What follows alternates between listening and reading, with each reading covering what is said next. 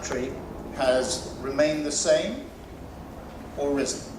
It has fallen by 30% since 2007. So just correct the facts. I'm quite happy to give the Senator the data that supports that.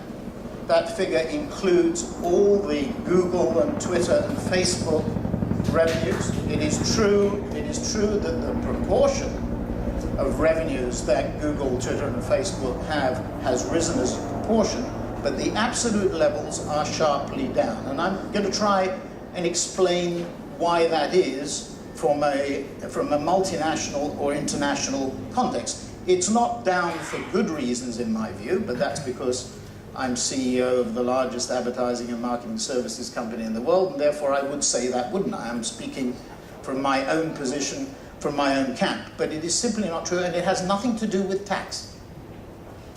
That is a below the line. It has nothing to do with the revenues. It is a 30% reduction in the investment by our clients, national and multinational, in this country. Fact. And that's from 2007. Next year, our projection is it will remain roughly the same as it is this year, a 30% reduction. Now, because we have a very powerful business in Italy, and because we have very good people in Italy, and we are the market leader, our share of the market has grown. And I'm delighted to tell you that our revenues in Italy this year are strongly up. I have to tell you that our profitability in Italy is down. Now, those two facts, communication spending down, our share up, and profitability down, is the background to what I'm going to talk about. Now, the first thing is, and I was asked to answer several questions, really, and most advertising agencies, as clients in the room will know, ignore the brief.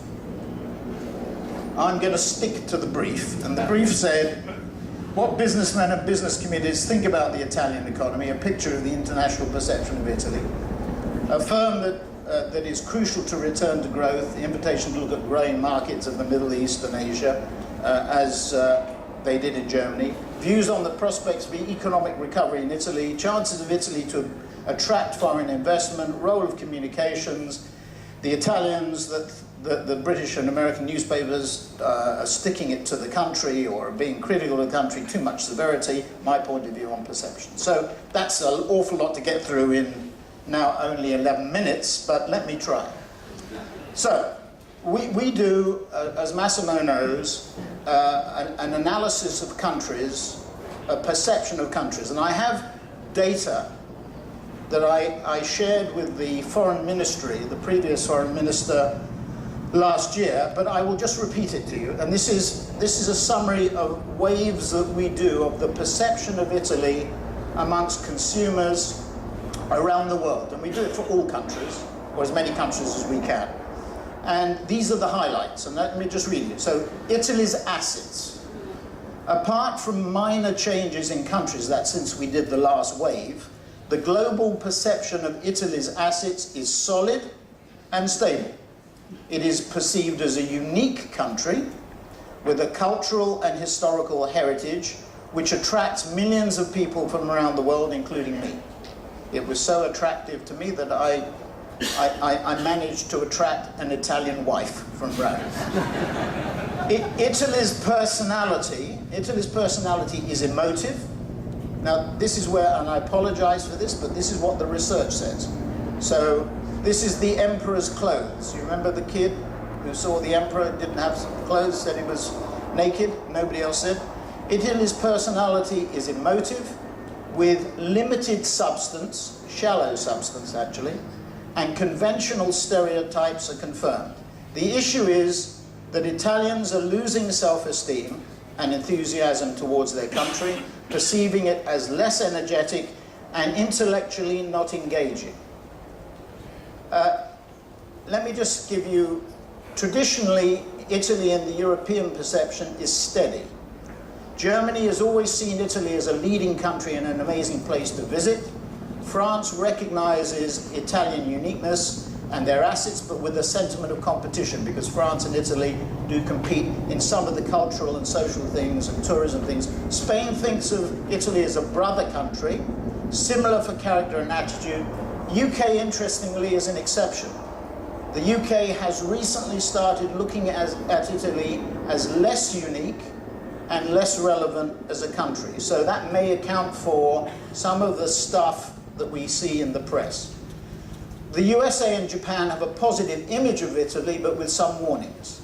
The USA attributes Italy with low relevance and recently decreasing esteem, and Japan is attracted by Italian current cultural heritage, although it has lost some esteem. Now, in the Brics, which is really important, Brazil, Russia, India, and China. Brazil, India, and China, not Russia, see Italy as a country with uncertain reasons for differentiation and questionable esteem. And stereotypes, this is the perceived personality, are confirmed everywhere. Italy, when I said this to the foreign ministry, this caused a little bit of a tremor. Italy is seen as a seductive mermaid. I don't know how that translates into Italian. With an irresistible appeal, but limited or shallow substance.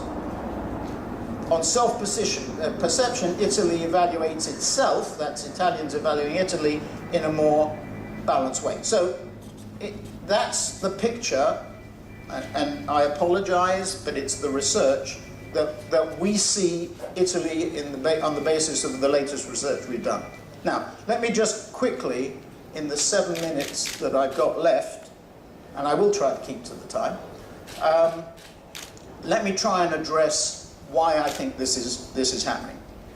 The fundamental problem, I think, is that we face, I tried to study economics at university. I failed miserably, but I tried. I became a great believer in long-term trends, long-term historical economic trends. If you go back to the early 19th century, interesting example, there was a company called Meissen, and there was a company called Wedgwood, one German, one British. The Chinese dominated the porcelain China industry. Meissen and Wedgwood produced China, which was the same quality or better quality, but cheaper price than China, early 19th century. In the early 19th century, the Brics, Brazil, Russia, India, China, and what we call the next 11, we worked with Jim O'Neill at Goldman Sachs on this, those countries accounted for 40 or 50% of worldwide GDP. Ever since the first part of the 19th century, they declined. And they bottomed out somewhere after the Second World War and started to climb vigorously. And despite the fact they've become slower growth, they will achieve that same level of worldwide GDP probably by around 2030 or 40, depending on whose statistics you believe. So, the BRICS and Next 11, which is Asia, Latin America, Africa and the Middle East, and Central and Eastern Europe, including Russia, will, at that point in time, account for 40 to 50% of worldwide GDP again. So it's a long-term trend. We have to come to terms with that. And when I say we, I'm not talking about Italy. I'm talking about Italy, I'm talking about France, I'm talking about Germany, I'm talking about the UK, I'm talking about the USA. We have to come to terms with that. We do not have, in my view, as a region, whether Lombardy is outstandingly successful. Northern Italy is outstandingly successful. It's interesting, when Germany prospers, we see our business in Northern Italy prospering. The Mittelstadt, there is an Italian Mittelstadt in Northern Italy. But fundamentally, the world is changing. And I don't want to bore you with WPP's strategy, but there is, let me just sort of focus on this. And it's not the fourth one, it's the first three. Our revenues are about $19 billion. Our billings, it's a bigger figure, so I always like to talk in billings, 75 billion. 31% of those revenues and billings come from those fast growth markets, Asia, Latin America, Africa, Middle East, Central and Eastern Europe. We want them to be 40 to 45%. Secondly, and it picks up on what the senator says, where I think he's correct, is that Google and Twitter and Facebook and Snapchat and WhatsApp and all of them are becoming more and more important. And we have a wonderful alliance with HR in Venice, which government ministers in Italy and important people visit all the time, and they see it as a hotbed, a sort of Silicon Valley in Italy. So it's possible. And digital is already 36% of our business, and we want it to be 40 to 45%. And the third piece is data, which is about 25% of our business. In a world where the old world is under pressure, we have to shift our business to the fast growth markets, to digital, and to data. The countries have to do the same. Germany is successful because it exports like crazy.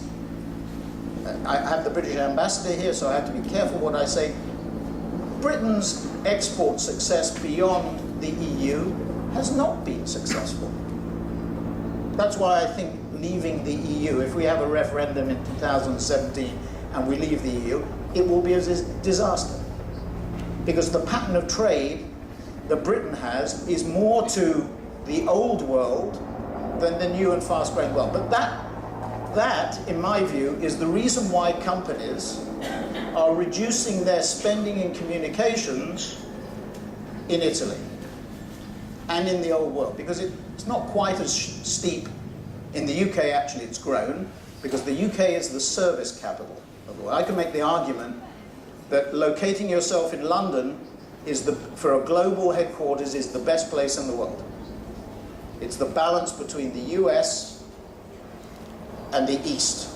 Time zone, physical, connection, social, tax, infrastructure, not as good as it could be, but pretty good. But this is, in my view, the fundamental. Now, the other thing that's happening, and it comes up to the President's comments on payment terms. Since 1990, there has been very little inflation in the world economy.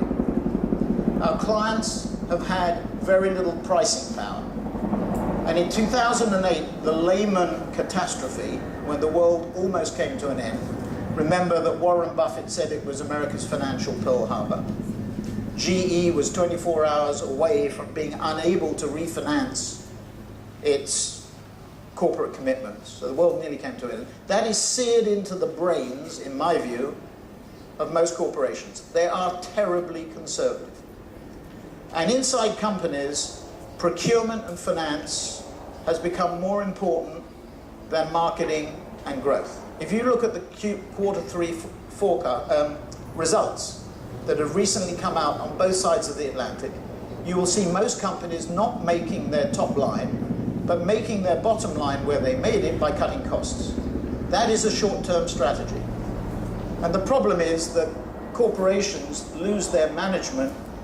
They change quite quickly. Average life of a CEO is 5 years, a CFO 3 years, and a CMO, Chief Marketing Officer, 2 years in America. In that unstable ecosystem, it is only natural that people stick to the short term, and it's wrong. So, my time is up. Let me just say there are two things that have to happen. We have to change our attitude. I'm talking about people running companies. We're sitting on, as a group, $4.2 trillion of net cash with relatively unleveraged balance sheets. That's if you said all companies are one company, that's what they would look like. There is a premium not on growth, not on going after these things that we see the growth in. There is a premium on borrowing long at low rates, buying back your stock, increasing your dividends, and not taking risk. That has to change. And that, coming back to the point, is why communication spending in Italy is down and why companies are not prepared to take the risk. And one final point. If you said to me, what is the biggest thing that the Italian government, either the national government, state governments, provincial governments can do, it is increasing. And I know there's, I get up this morning and I see Italy in recession. I try to get here, there's a strike and a march. And I know this is very sensitive stuff, but the thing that all our clients say, the one thing is labor market flexibility. In America, we managed to change our structure in 3 months after labor. Our revenues fell by 8% in 2009. And we were fit for purpose in 3 months. In Western Europe, it's not just Italy, it's France, it's Spain, even the UK, I would argue, and Germany. 5 years, 6 years on, we are still restructuring our company, and we are still unable to be as effective and as efficient as our clients want us to be. So until we get, and I know it's painful, until that is addressed, I'm afraid there will be very little progress. Thank you very much.